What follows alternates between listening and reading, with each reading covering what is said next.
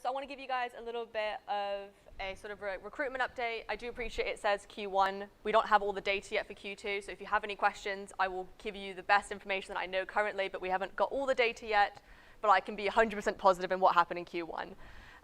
So yeah, and obviously Q3 I appreciate is happening right now, but I can take a guesstimate as to what's happening currently, even though we're only a few weeks in.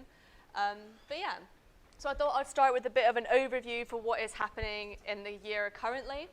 So great news for anybody who's thinking about a job in any near future, because honestly, the amount of jobs right now is at a record high. So there's more jobs out there than there has ever been, ever. Like literally since we started recording the data, there's more jobs in history. So it's a fantastic time.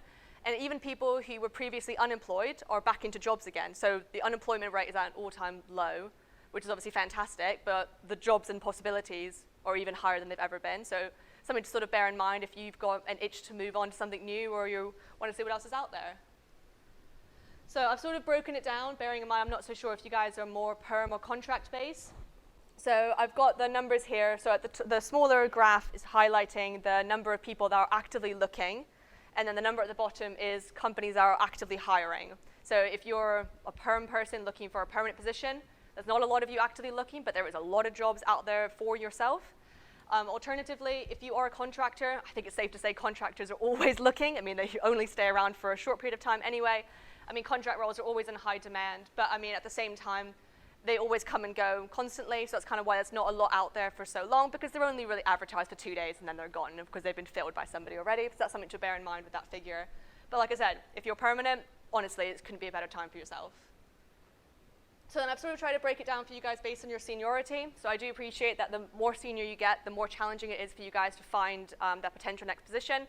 Don't let that put you off, because there are certain times in the industry where it's more of a peak. So during like financial years, so specifically when you sort of hit April, that's when companies tend to have more money, so they're more willing to invest in people. So that's something to bear in mind for yourself. But even overall, there's always opportunities where you can sort of sell yourself on. I mean, networking, as I'm sure you guys know, is always a great opportunity when you're more senior. People are more willing to talk to you if they know you already. But yeah, sort of give you an idea sort of where we're looking for different job types. So I think some of you guys are probably thinking, well, what does that mean for myself? I'm not looking to leave. Can I sort of bear this in mind to leverage my current job? So let's talk a bit more about retention. I mean, if you are hiring people, I'm sure you're very aware of what the market is looking like. I mean, the Great Resignation is real. I mean, you can look at the government to tell you that. But nonetheless, so things to bear in mind. What can you do as a hiring manager to keep your staff? I mean, there's lots of different options. We've tried to break it down for you guys. So, have a think about, training, further resources. I'm sure all of you guys work from home. So if that's something that you don't do already, you should probably talk to your manager about that. You can also look at stock or bonuses or further development, or the culture that you have, and do you enjoy the people you work with? Those are all things that will make you want to stay in the company that you have. And then of course you can even have a look at how this is going to affect the company that you work for. So as you can see, some companies have looked at changing their retention program and how they're going to maintain the staff that they have. Others haven't. So that's something to bear in mind as well. So if you're in a company where you know that you've not been treated as well as you should be, that's something to bear in mind, because if they do care about you, they will do everything they can to keep you. All right, and then something I think everyone's thinking about is the inflation. So obviously we're at an all-time high at the moment. So what does that mean for everybody? I do appreciate that, things aren't easy as they used to be. So this is sort of a breakdown for, how is that going to affect your salaries? So I think we're at 9 or 7% inflation at the moment, if I remember correctly.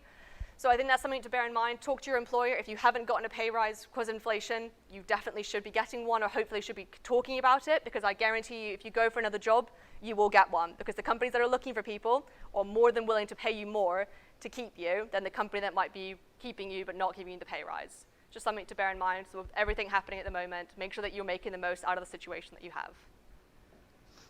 So I've sort of broken this down. So I've got some list of reasons for why you should look, and then because everyone can be a bit negative, I've got a list of reasons why you shouldn't look. So reasons why you should, like I said, you could get a higher salary. So that's already a great benefit. Give you a chance to, upskill yourself, maybe work on something a bit more that you put an interest in. My personal favorite is you get new starter swag. I'm all about free stuff. And you also get a leaving party. So, people are going to say goodbye to you and give you more free stuff. So this is more incentive.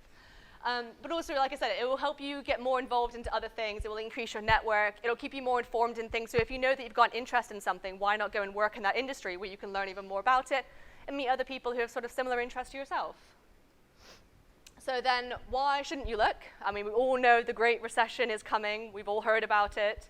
So I know that is something very scary, so we can bear that in mind, in the back of your minds. So if that is something that's terrifying for yourself, maybe this isn't the best time to look, because you never know what's going to happen. You might end up in a job that's not quite right for yourself. To be fair, job hopping, if you do it a lot, so if you sort of leave every 6 months, that looks really bad to an employer. They want someone that's going to stay and they're going to put the time in.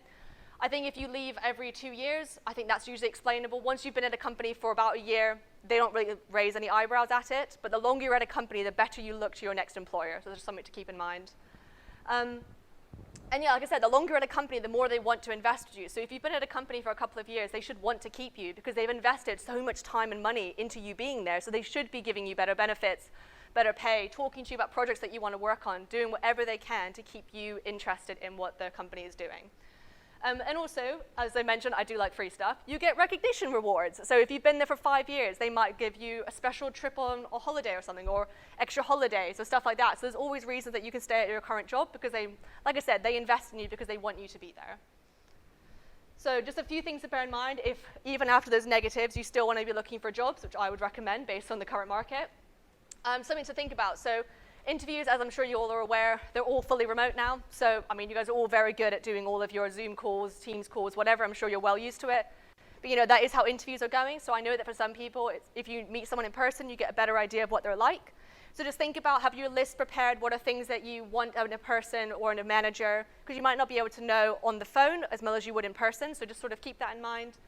There is sort of an increase in sort of AI software. So we've got a lot of scanning systems now going through CVs. So if your CV isn't saying all the right things and got all the right certain words in there, you're going to get automatically rejected. That's obviously if you have any questions on that. Obviously, myself and Graham and Megan are always happy to talk to you a bit more about that to make your CV having all the right words on it so you can pass by the ATS system. But that is something that we're noticing a lot more of. And obviously, working from home is continuing, especially for developers. So that's here to stay, which I think is a great relief for most people. So yeah. That is myself concluded. I know we're not doing questions until the end, is that right? Or do you want me to do questions now? No questions? Questions at the end? Yeah? Do you want to do a few questions if anyone has any? Yes? Yeah, that's fine.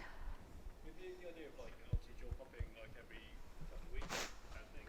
Yes. Staying 30 years or better. Is there a point where staying too long like also stops? Yeah, so this is one of those things that I wanted to find the data to prove this because I appreciate you probably would rather see the statistics to back it up. I couldn't find it, but I know it exists.